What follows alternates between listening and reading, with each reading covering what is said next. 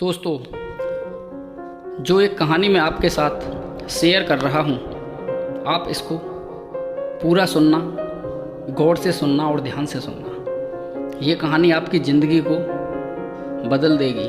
आपके अंदर जो शिकवे हैं उनको ख़त्म कर देगी। एक कौवा था, एक पेड़ पर रहता था।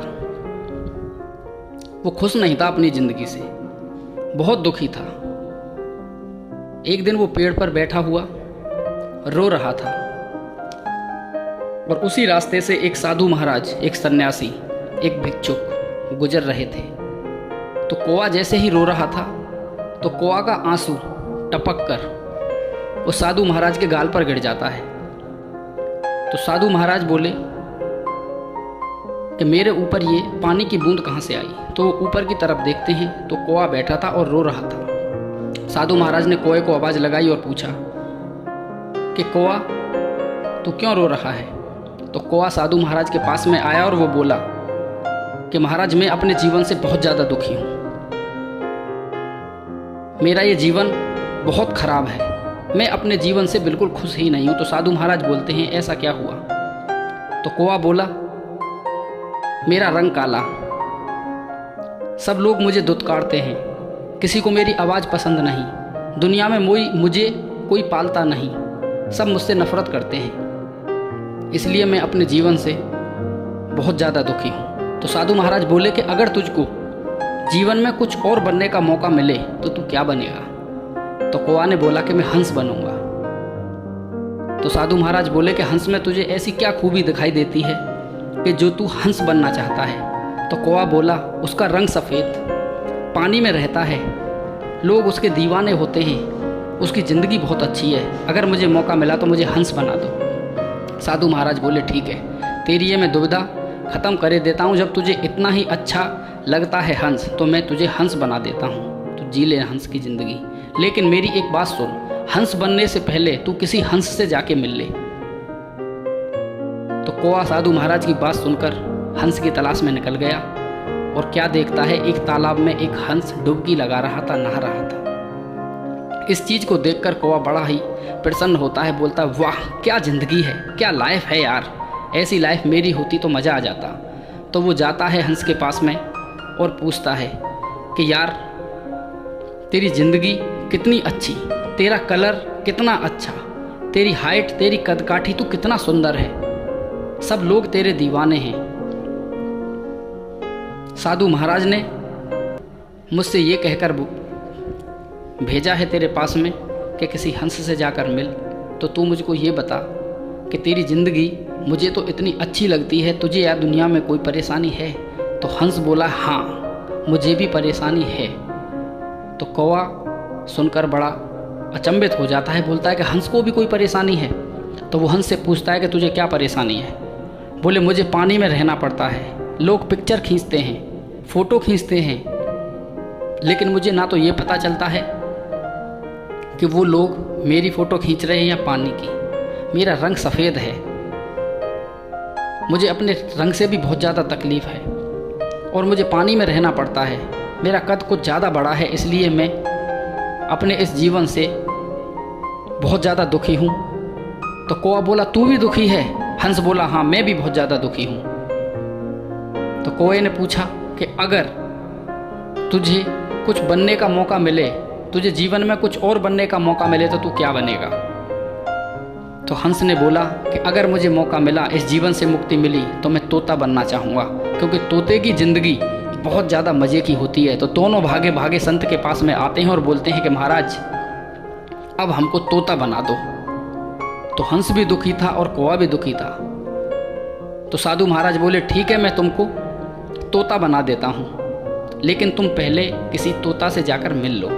तो दोनों भागे भागे जाते हैं, बहुत सारे वनों को घूमते हैं ढूंढते हुए, लेकिन कई चक्कर लगाने के बाद में एक पेड़ पर एक तोता मिलता है। तो दोनों जाके बोलते हैं, वाह तोता, तेरा हरा रंग, तेरी लाल चोंच, तुझे सब लोग अपने घरों में रखते हैं, तुझे अपने घरों में पालते हैं, तुझसे सब मीठू मीठू करके बोलते हैं। वाह तेरी ज़िंदगी कितनी अच्छी कट रही है, कितना बढ़िया और आलीशान तेरा जीवन है।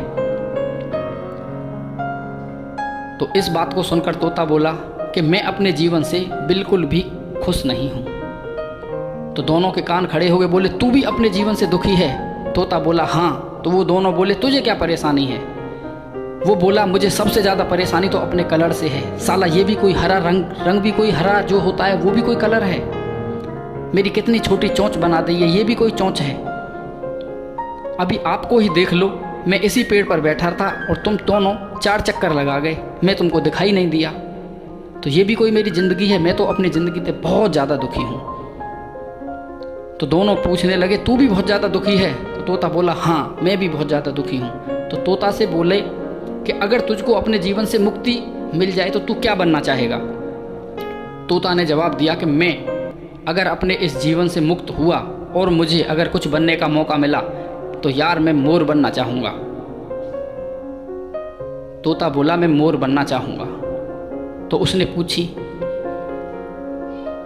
कौवा और हंस ने कि तोता, मोर के अंदर ऐसी क्या क्वालिटी होती है? कि बोला राष्ट्रीय पक्षी, बड़ा शरीर, बढ़िया बढ़िया पंख, अच्छे अच्छे कलर। तो तीनों भागकर आते हैं साधु महाराज के पास में और बोलते हैं नहीं, अब हमको मोर बना दो। साधु महाराज बोले ठीक है, मैं तुमको मोर बना देता हूँ, लेकिन पहले किसी मोर से जाकर मिल लो। तीनों भागे भागे जाते हैं एक मोर के पास और उससे जाकर बोलते हैं वाह मोर, तू राष्ट्रीय पक्षी, तेरा आकार इतना बड़ा, तेरे अंदर इतने सुनहरे सुनहरे पंख। जब मौसम बरसात का आता है, बादल गरजते हैं, घटाएं बरसती हैं और तू अपने पंखों को फैलाकर नाचता है तो तेरे फोटो खींचते हैं लोग। तू राष्ट्रीय पक्षी है, तेरी जिंदगी कितनी अच्छी है। मोर बोला तुमको लगता है कि मेरी ज़िंदगी अच्छी है, मैं अपनी ज़िंदगी से बिल्कुल खुशी नहीं हूँ। तो तीनों ने बोला क्या तू भी दुखी है? हाँ, मैं भी बहुत ज़्यादा दुखी हूँ। बोला क्यों? तो मोर बोला देखो, मुझे अपने जीवन का अगले क्षण का भी पता नहीं, कोई शिकारी आए, तीर चलाकर मुझे अगले ही पल में मार देगा, फिर मेरे शरीर से एक एक मेरे पंख को नोचेगा, मेरी खाल को उतारेगा और बाज़ार में जाकर बेच देगा, फिर उन पंखों को लोग सब अपने घरों में सजाएंगे। इसलिए मैं अपने जीवन से बिल्कुल दुखी हूँ, मुझे अगले पल का कोई भरोसा नहीं है। तो तीनों ने पूछा कि अगर तुझे अपनी ज़िंदगी से मुक्ति मिले तो तू क्या बनना चाहेगा? इस पर मोर ने क्या जवाब दिया? यही पूरी कहानी का अर्थ है। मोर बोला कि मैं अगर अपने जीवन से मुक्त हुआ तो कौवा बनना चाहूँगा। तो कौवा के कान खड़े हो गए, बोले क्यों? मोर बोला तुझे दुनिया में कोई पालता है? बोला नहीं। तुझे लोग मारते हैं? नहीं।